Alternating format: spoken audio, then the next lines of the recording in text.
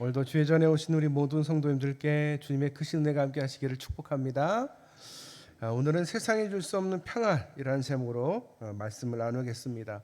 이 평안에 관한 이야기가 하나 있습니다. 유명한 이야기 들어보신 적이 있을 것 같기도 한데, 한 왕이 화가들에게 진정한 평안을 그림으로 그려오라 명령했습니다.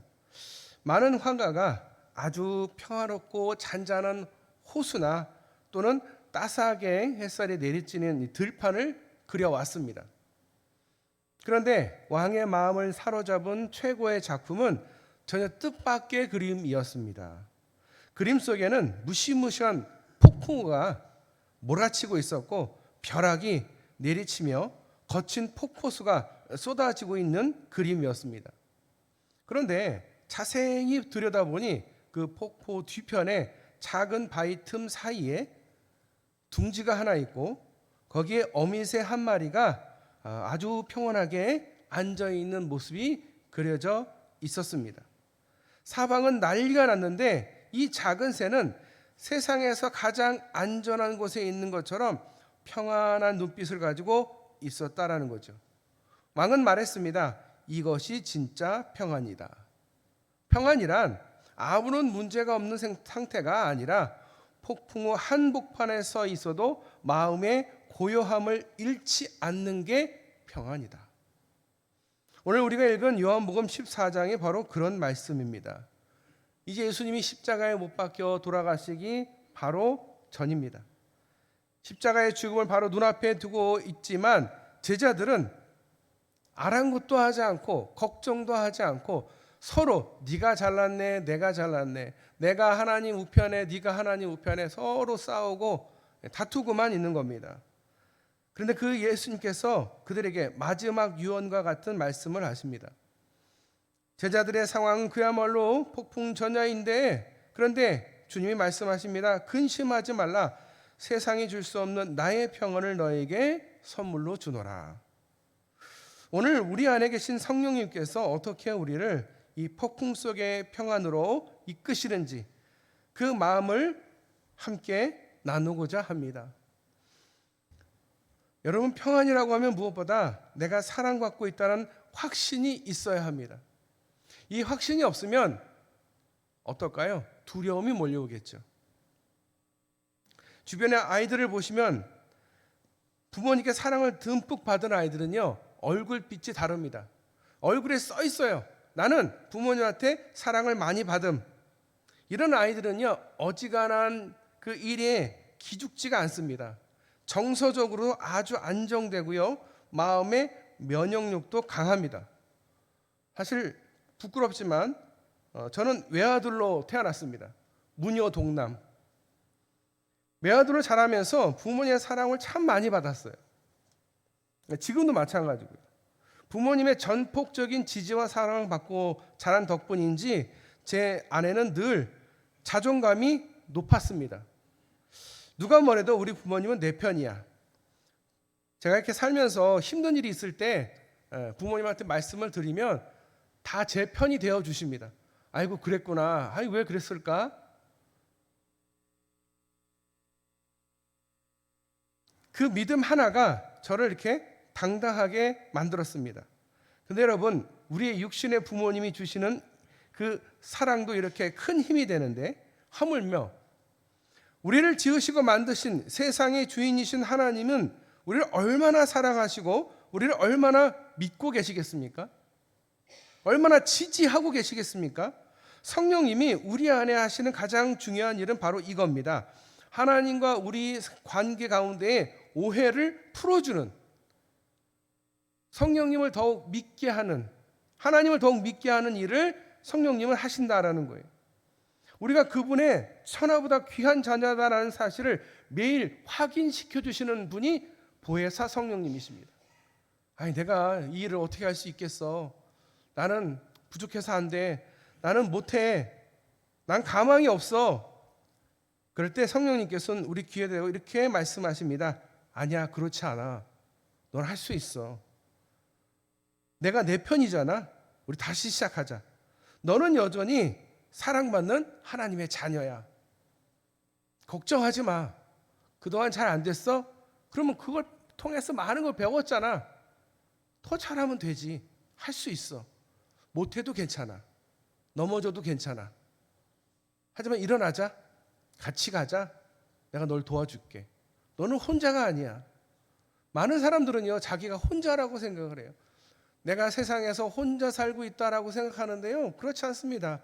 하나님이 눈에 보이지 않을 뿐이지 우리와 항상 동행하십니다. 우리와 항상 함께 하십니다. 우리를 지켜주시고 보호해 주시는 보혜사 하나님께서, 성령님께서 여러분과 함께 하심을 믿으시길 바랍니다. 그러면 자존감이 뿜뿜이 되는 거예요. 세상에 어떤 힘든 일이 있어도 두려움을 이겨낼 수가 있습니다. 두 번째로 우리가 평안하려면 하나님의 실력을 의지해야 됩니다. 아니, 하나님을 믿어야 됩니다. 우리가 왜 불안해할까요? 내 뒤에 받쳐주고 있는 배경이 든든하지 못하다라고 생각하기 때문에 그렇습니다. 나 혼자다라고 생각하니까 그런 거죠. 근데 여러분 잊지 마세요. 우리는 하늘과 땅을 지신 하나님을 아빠, 아버지라고 부르는 사람들입니다. 우리는 엄청난 자원을 물려받은 하나님의 자녀다라는 사실입니다. 예수님도 답답하셨는지 나를 못 믿거든 내가 하는 일들을 보고 믿어라. 그래서 제자들에게, 사람들에게 기적을 보여주지 않으셨습니까? 제발 좀 믿으라는 거죠. 하나님이 계시다라는 거죠. 하나님의 말씀은 빈말이 없습니다. 하나님은 하신 말씀 그대로 다 이루십니다. 그게 하나님의 실력이고 우리가 그것을 믿는 거예요. 맞아, 하나님이 나에게 약속하셨지 반드시 하나님은 이루실 거야. 여러분, 이 믿음이 흔들릴 때 우리의 믿음이 흔들리는 거죠. 하나님의 말씀을 믿으시길 바랍니다. 하나님을 진정으로 믿으시길 바랍니다. 우리 하나님은 실력이 있거든요. 그러니 여러분, 너무 머리를 굴려서 계산하지 마십시오. 인간적인 생각은 이제 그만하십시오. 내 능력으로 이 장벽을 어떻게 넘어 하며 절망할 때에 우리 안에 계신 성령님이 우리 아빠 하나님의 실력을 믿게 도와주실 줄 믿습니다. 나 이거 못해. 나는 못하는 사람이야. 나는 원래 능력이 없는 사람이야. 근데요, 성령님은 그렇게 우리 내버려 두시지 않아요. 할 수 있어. 넌 할 수 있어. 내가 너의 든든한 배경이 되어줄게. 나를 믿고 배짱 있게 한번 살아봐. 하나님이 나의 아빠라는 사실만 확실히 믿어도 우리는 더 이상 겁쟁이로 살지 않게 될 것입니다. 두려움을 이겨낼 수 있습니다.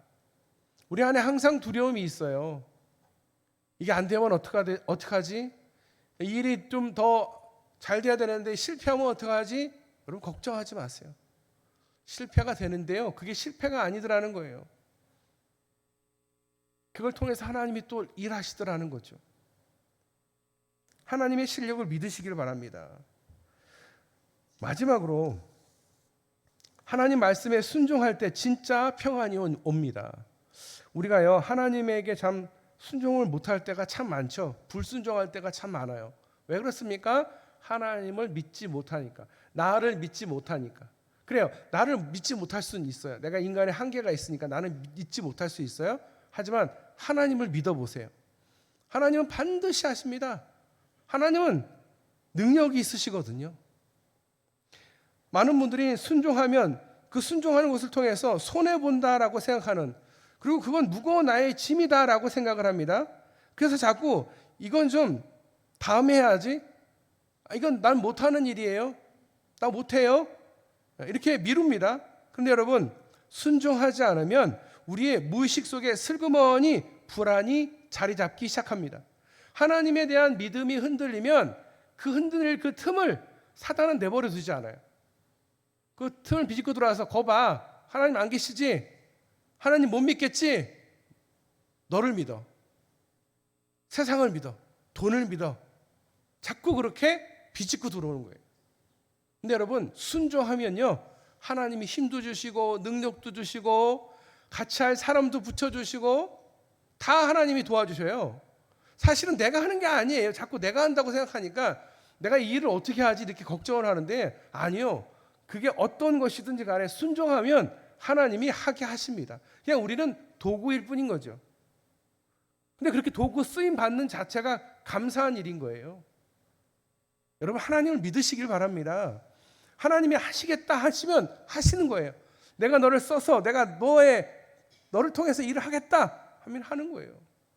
왜냐하면 하나님은 하나님이시니까. 하나님 저보다 더 똑똑하고 더 대단한 사람이 있는데 왜 저를 쓰세요? 그 사람들은 써봐야 다 자기가 한 줄 알아요. 자기가 능력이 있는 줄 알아요. 그런데 하나님은요, 그런 사람을 쓰지 않아요. 부족하고 하나님 앞에 엎드릴 줄 알고 자신의 그 연약함을 아는 사람을 하나님은 들어 쓰세요. 예수님께서 그 많은 그 사람들, 이스라엘의 많은 사람들 가운데 12제자를 선택을 하셨는데 잘 들여다보면 거기에 똑똑한 사람이 별로 없어요.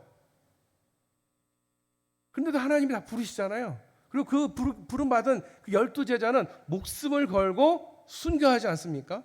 하나님 복음을 전하지 않습니까? 연약하고요, 부족했던 사람들이에요. 12제자를 들여다보면 이게 제자로서 참 부족함이 많은, 어떻게 하나님이 사랑하는 아들 예수 그리스도의 제자가 어떻게 이것밖에 안 돼? 라고 생각이 들 정도예요. 그런데 하나님은 그들을 쓰시는 거예요. 여러분, 마가복음을 쓴 마가의 다락방에 그 마가 2번이나 도망간 사람이에요. 바울과 선교하다가 도망갔던 사람이에요. 그 연약한 사람이거든요. 그런데 하나님은 다시 그를 불러다 쓰시는 거예요. 그리고 그가 마가복음을 쓰게 되는 거죠. 여러분, 내가 부족하다 생각하는 거 좋습니다. 겸손한 거 좋습니다. 하지만 불순종하지는 마세요. 순종하세요. 그러면 하나님이 반드시 여러분들을 사용하시고 그것을 통해서 여러분이 사용받으면서 하나님이 살아계시는구나, 하나님이 일하시는구나를 깨닫고, 그래서 나의 믿음이 더욱 성장할 수 있도록 도와주신다라는 거예요. 그런데 나는 못해요. 나는 못하겠어요. 난 하나님 못하겠어요. 이렇게 불순종하면요, 아무것도 얻을 수 있는 게 없어요. 하나님 믿고 나를 맡기는 거예요. 나를 던지는 거예요. 그러면 하나님의 강한 팔이 여러분을 붙들고 큰 일을 하실 줄 믿습니다. 사랑하는 성도 여러분, 성령님이 지금 이 순간도 우리 안에서 일하고 계십니다. 우리가 얼마나 사랑받는 존재인지 알려주시고 하나님의 실력을 믿게 하시고 또 우리를 기쁘게 순종할 힘을 보혜사 성령님께서 주시는 줄 믿으시길 바랍니다. 이 평안은 내 형편이 좋아서 생기는 게 아닙니다. 풍랑 한복판에 있어도 주님이 내 발 안에 나와 함께 계신다라고 하면 우리는 평안할 수 있습니다. 한 주간 우리 주님과 함께 하시는 평안한 한 주 되시기를 축복합니다.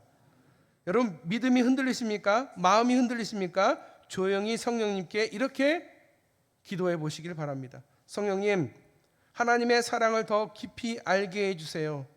하나님 아빠의 실력을 신뢰하게 해주세요.